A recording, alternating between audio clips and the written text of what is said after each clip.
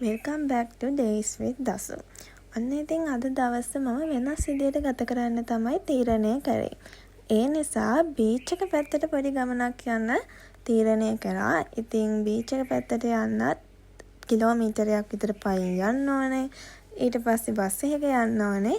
ඊට පස්සේ තමයි බීච් එකට යන්නේ. ඉතින් ඇත්තටම මම යන්නේ ගත්තොත් බෙන්තර පාක් එකත් එක්ක තියෙන බීච් එකට.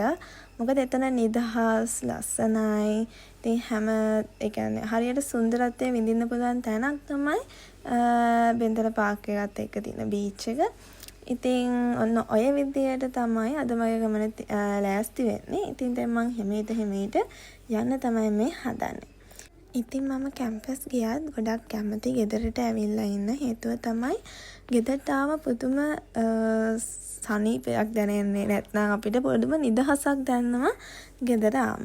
ඔන්න ඉතින් බස් එකකුත් ආවා. මම බස් එකේ නැගලා ගියා. ඉතින් මොකද බස් එක හයියෙන් නම් ගියේ නෑ. ටිකක් හිමීට තමයි ගියේ.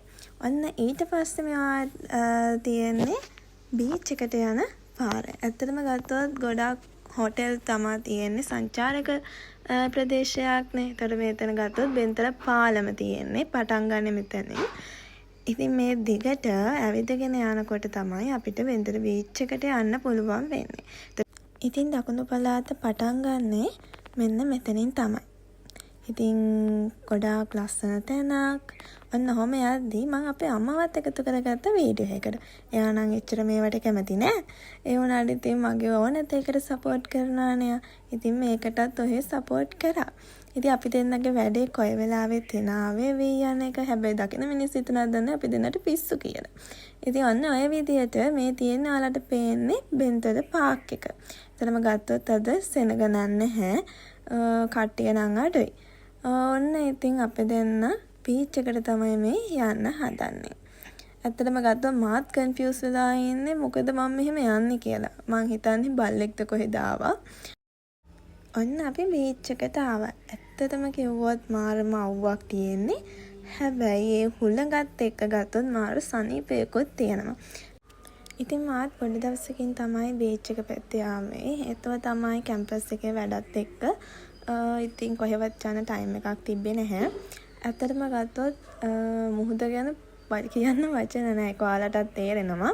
ඉතින් මම රැල්ල පා ගන්න නම් ගියේ නැහැ. හේතුව පොඩ්ඩක් මුහුද සැරයි වගේ. මොකද අපේ අම්මා මට අවසර නම් දුන්නේ නැහැ. ඉතින් කොහොම හරි මම පොඩ්ඩක් ඉස්සරහට ආවා. ෂේප් එකේ රැල්ල පොඩ්ඩක් පාගලා ඉන්න කියලා. නැත්නම් ඉතින් බීච් එකට ගියපු එකෙනුත් වැඩක් නැහැනේ. අද නම් ගොඩක් අවසරයි. ඇත්තටම කිව්වොත් හිටගෙන ඉන්නවත් බෑ. ඒ තරමට අවසරයි. ගොඩ දවසකින් ආවේ කියලා හිතලා තව ටික වෙලාවක් ඉතින් ඔහේ හිටියා. ඉතින් මං ආපහු අම්මාව එකතු කරගත්ත වීඩියෝ එකකට. ඉතින් බලන්නකෝ අපේ අම්මට ඇත්තටම ගත්තොත් එයා හරි සතුටින් ඉන්නේ. ගොඩ දවසකින් තමයි මායයා යවිදින්න ගියේ. ඉතින් ඔය අතරමඟ තමයි අන්තිමට මම දැක්කේ හස්සේ පැරෂූට් එකක් යනවා. මේ විදියට තමයි ඉතින් අද දවස ගත වුනේ.